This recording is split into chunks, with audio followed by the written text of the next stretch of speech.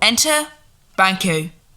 Thou hast it now, king, courtier, galmus, all as the weird sisters promised.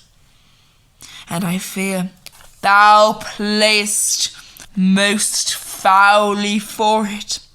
Yet it was said it should not stand in thy posterity, but that myself should be the root and father of many kings. If there come from them, as upon thee Macbeth the speeches sign, why, by their varieties on thine make good. May I not be my oracles as well, and set me in hope, but hush, no more. Enter Macbeth as king, Lady Macbeth as queen, Lennox, Ross, lords, ladies, and attendants. Here is our chief guest. If he had not been forgotten, it had not been as a grasp in our great feast, and all thing unbecoming. Tonight we hold a solemn supper. Stir, and I request your presence. Let your highness commend me, to which my duties are with a most indissoluble tie for every knit. Ride you this afternoon? My good lord. We should have else desired your good advice, which shall have been both grave and prosperous in this day's council. But we'll take tomorrow. It's far you ride, as far, my lord, as will fill up the time. Twixt this supper, go not my horse, the better. I must become a borrower of the night for dark hour or twain. Feel not our feast. My lord, I will not. We here are bloody cousins, are bestowed in England and in Ireland, not confessing their cruel parade, filling their hearts with strange invention, but of the tomorrow, when through all we shall have cause of state, craving us jointly. Hie you to horse, adieu, till you return at night, thus fiance with you. Ay, my good lord, our time does call upon us. I wish your horses swift and sure of foot, and so I do commend you to their backs. Farewell. Exit Banquo. Let every man he masters of his time, till 7 at night, to make society. The sweeter welcome we will keep ourself, till supper time alone will then. God be with you. Sirrah, a word with you. Attend those men, our pleasure. They are, my lord, without the palace gate. Bring them before us. Exit attendant. To be thus is nothing, but to be safely thus. Our fears in Banquo stick deep, and in his royalty of nature reigns that which would be feared. Its majesty he dares, and to the dauntless temper of his mind he hath the wisdom that gave him valour. To act in safety there is none but he, whose bring I do fear, and under him my genius is rebuked.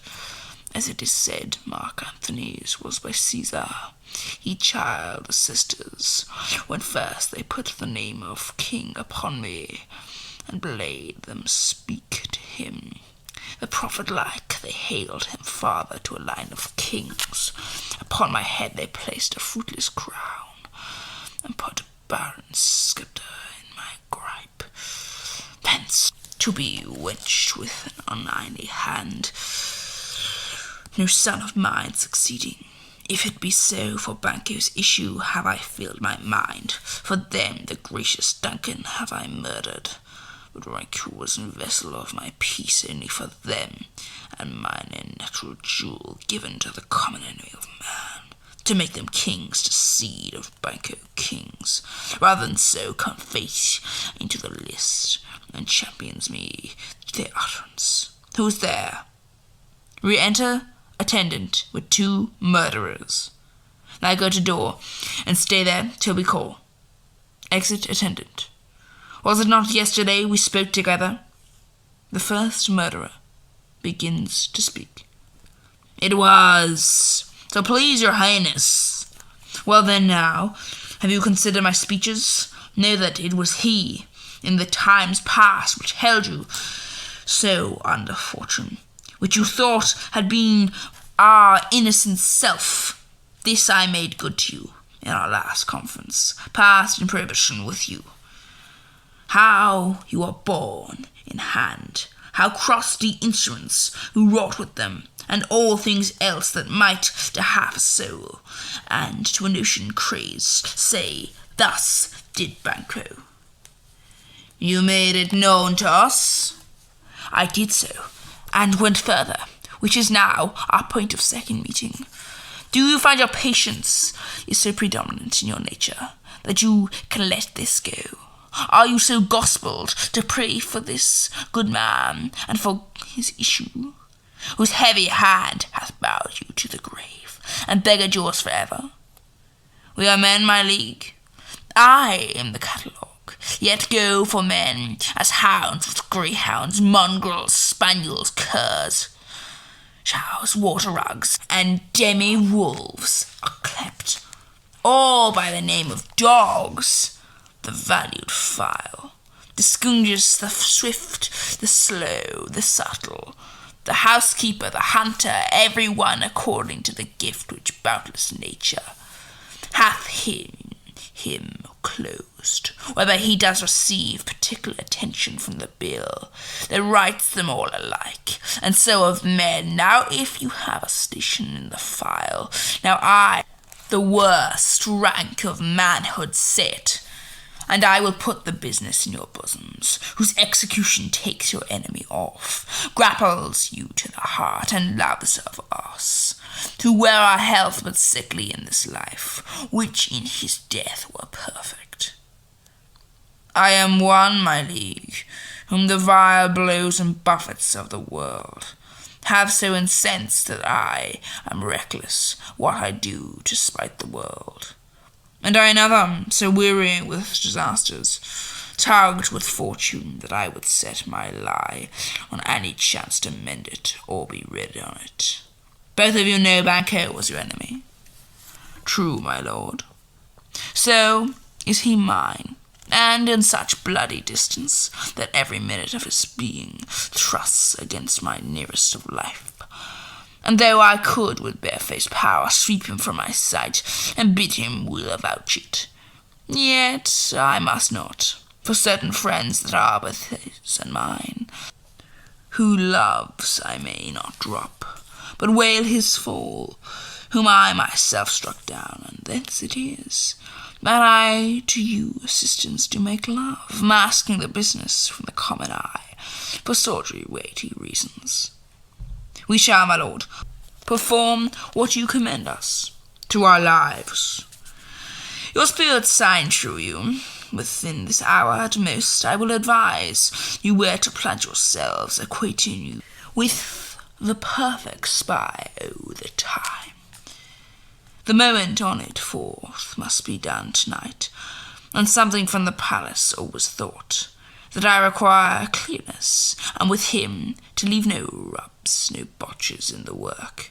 Fleance, his son, that keeps him company, whose absence is no less material to me than his father's, must embrace the fate of that dark hour. Resolve yourselves apart. I'll come to you anon. We are resolved, my lord. I'll call upon you straight. Abide within. Exit murderers. It is concluded, Banquo, thou slow's flight, if it find heaven, must find it out tonight. Exit Macbeth.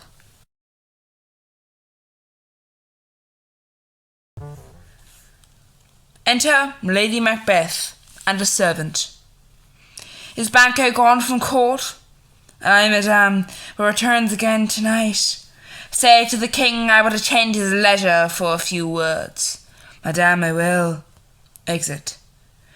Not had all spent, where I desire is got without content.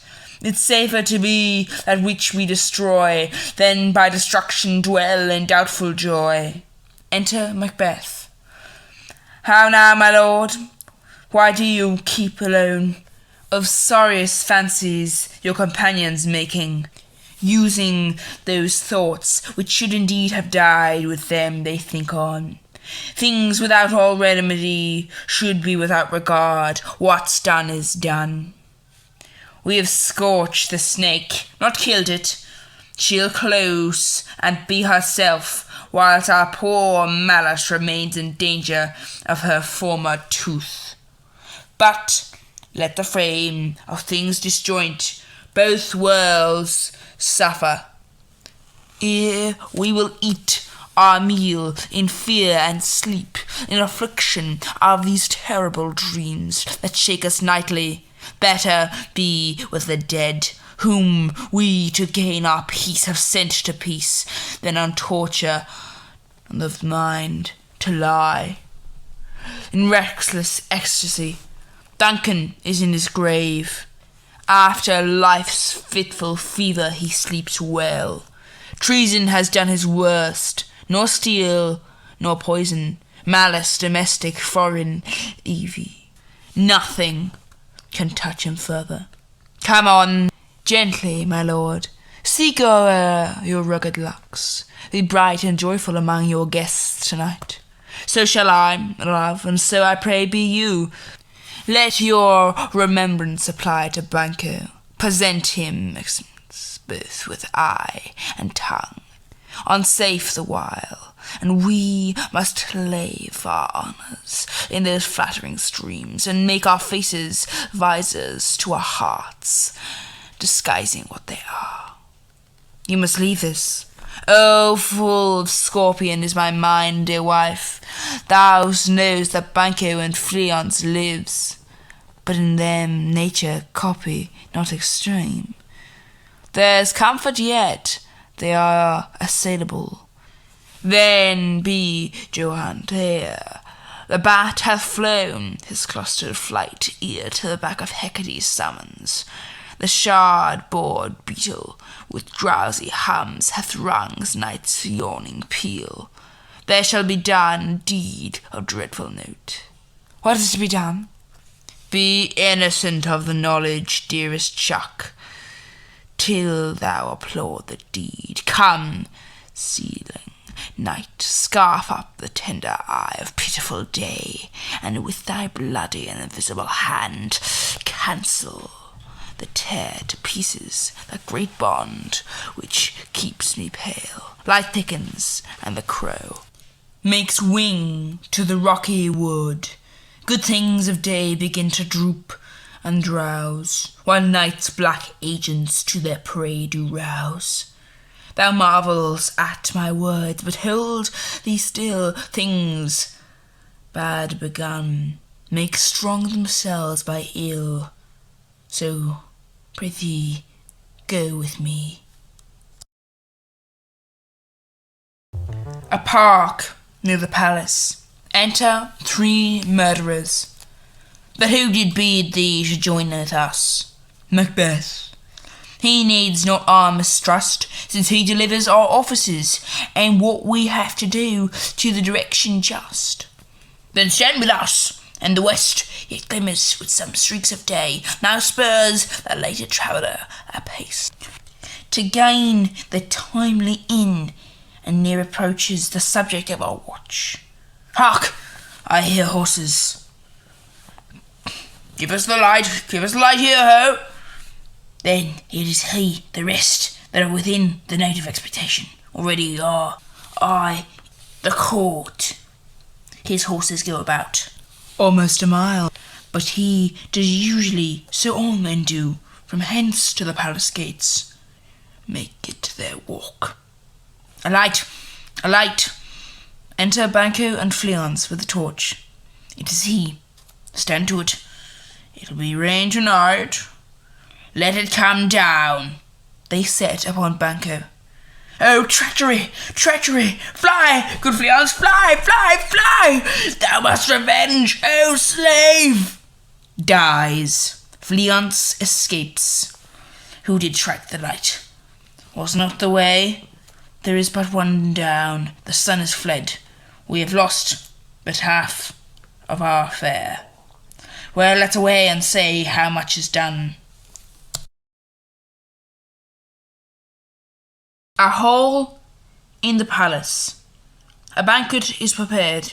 Enter Macbeth, Lady Macbeth, Ross, Lennox, lords and attendants. You know your own degree. Sit down. At first and last, the hearty welcome. Thanks to your majesty. Ourself will mingle with society and play the humble host. Our hostesses keep her state, but in best time we shall require her welcome. Pronounce it for me. Sit to all our friends, for my heart speaks they are welcome. First murderer appears at the door. See, they encounter thine with their heart's thanks. Both sides are even. Here I'll sit, I the mist, be the large in mirth. Anon we'll drink and measure the table round. Approaching the door. There's blood upon thy face. It's Banquo's then. 'Tis better thee without than he within. Is he dispatched? My lord, his throat is cut. That I did for him. Thou art the best o' the cutthroats. Yet he's good. That did the like for Fleance. If thou didn't, thou art the non-peril. Most royal sir, Fleance escaped. Then comes my fit again. I had else been perfect, cool the marble, founded as the rock, as broad and general as the casing air. But now I'm caverned, crippled, confined, bound into saucy doubts and fears. But Banquo safe, I, my good lord, safe in the ditch he bides, with 20 trenched gashes on his head, the least a death to nature. Thanks for that. There the grown serpent lies, the womb that's fled. Hath nature in that time will venom breed. No teeth for the present. Get thee gone. Tomorrow we'll hear ourselves again. Exit murderer. My royal lord, you do not give cheer. The feast is sold, that is not often vouched. While it's making, it's given with welcome, to feed where best had come. From thence the sauce to meat is ceremony, meeting were bare without it. Sweet remembrance, sir. Now good digestion, wait on appetite, and health on both. May it please your highness sit. Here had we now our country's honour roofed, where the grace person of Banquo's present. The ghost of Banquo enters and sits in Macbeth's place. Whom may I rather challenge for unkindness, the pity for this mischance? His absence, sir, lays blame upon his promise. Please your highness to grace us with your royal company. The table's full. Here is a place reserved, sir. Where? Here, my good lord. What is that moves your highness? Which of you have done this? What, my good lord? Thou cannot say it, I didn't. Never shake thy glory locks at me. Gentlemen, rise. His highness is not well. Sit, worthy friends, my lord is often thus, and hath been from his youth. Pray you, keep seat. The fit is momentary. Upon a thought, he will again be well. If much you note him, you shall often find the extent of his passion. Feed and regard him not. Aside to Macbeth. Are you a man? Ay, a bold one, that dare look on that which might appall the devil. Oh, proper stuff, this is the very painting of your fear. This is the air-drawn dagger which you said led you to Duncan. Oh, these flaws and starts, impostors to truth bear, would well become the woman's story at a winter's fire, authorized by her grandam. Shame itself, why do you make such faces? When all's done, you look but on a stool. Pray thee, see there, behold, look, lo! How say you? Why, what care I? If thou canst not speak to, if Chanel houses, and our graves must send those that we bury back, our movements shall be the moors of kites. Ghost vanishes. What quite unmanned in folly! If I stand here, I saw him. Fie for shame! Behold, I've been shed here now. I, the olden time, ere the human statue purged the gentle wheel. I, and since 2 murderers have performed, too terrible for the ear. The times have been that when the brains were out, the man would die, and there an end. But now they rise again, with 20 mortal murders at their crowns, and push us from our stools. This is more strange than such as murder is. My worthy lord, your noble friends do lack you. I do forget. Do not muse at me, my most worthy friends. I have a strange infirmity, which is nothing to those that know me. Come, love and health to all. Then I'll sit down, give me some wine. Fill full it drink to the general joy of the whole table. And to our dear friend Branco, whom we miss, would he be here? To all and him we thirst, and all to all. Lords, our duties and the pledge. Re-enter Ghost. Avant, and quiet my sight. Let the earth hide here. Thy bones are marvellous, thy blood is cold. Thou hast no speculation in those eyes which thou dost glare with. Think of this, good peers. But, as a thing of custom, is no other, only it spoils the pleasure of the time.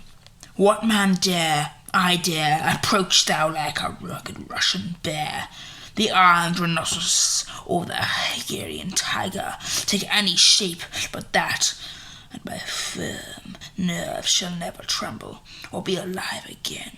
And dare me to the desert with thy sword, if trembling I inhibit them.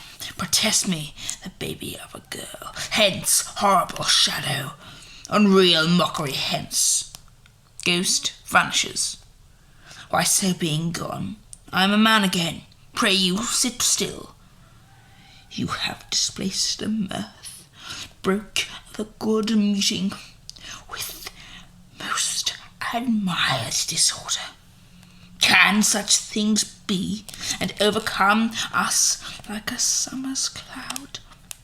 Without a special wonder, you make me strange even to the disposition that I owe.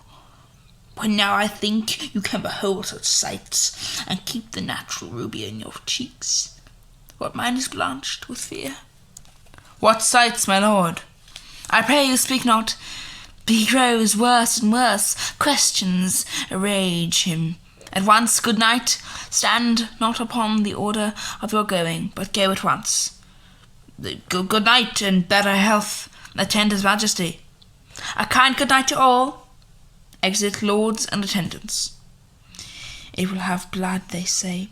Blood will have blood. Stones that have been known to move, and trees to speak.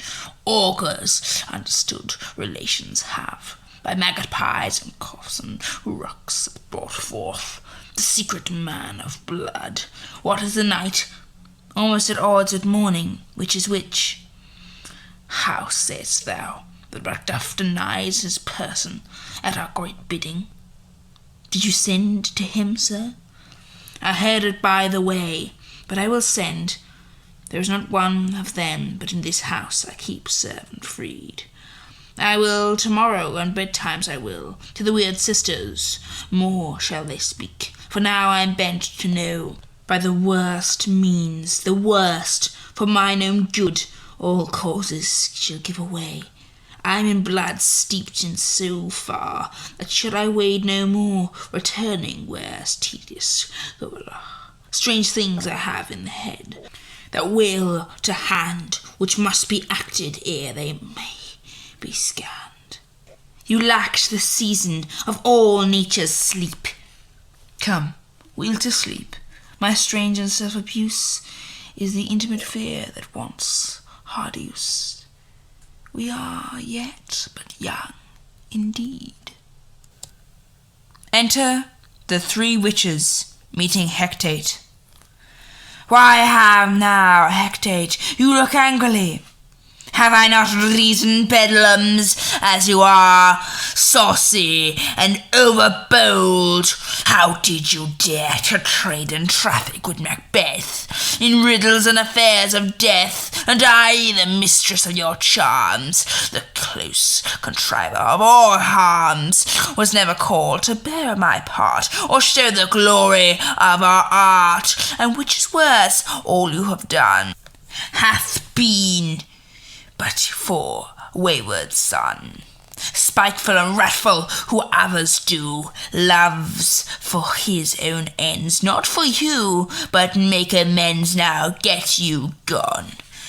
And at the pit of Arion, meet me the morning thither. He will come to know his destiny. Your vessels and your spells provide, your charms and everything beside. I am for the air, this night I spend, unto dismal and fatal end. Great business must be warfare known upon the corner of the moon.